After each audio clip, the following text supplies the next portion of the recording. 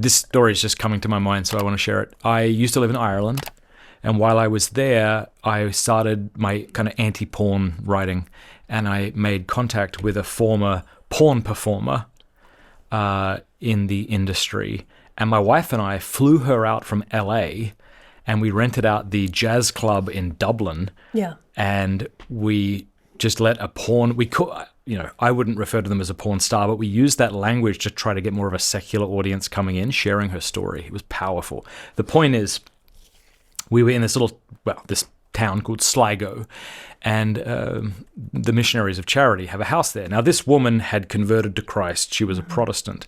And I said, well, look, we'll go in here. Adoration's going on. She's like, what's that? I'm like, they're just praying. I'll tell you after. But we went in there and we knelt and we prayed. And then one of the sisters wanted to meet with us.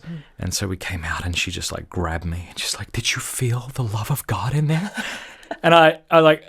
Well, I didn't really, you know what I mean? I was just like wondering how awkward this may have been for her and what this was like. But that experience of Christ in the Eucharist is so palpable for so many people. Oh, yeah. And I think about when Father Bill asked me to go to confession, or Darla asked me to pray a decade of the rosary, or to stick around for adoration.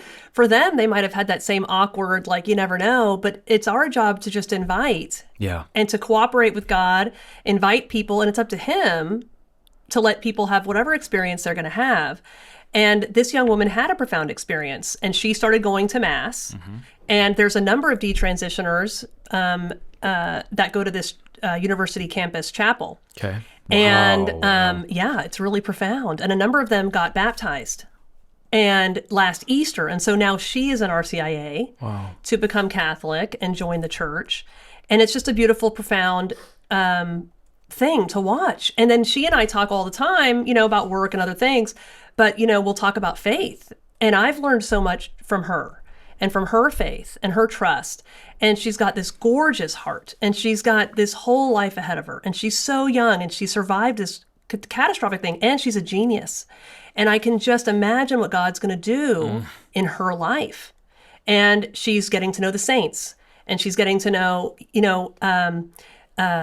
the personalities in the church. And that when you become who you're meant to be, you become more fully alive, and you'll become even more a unique self. Yeah.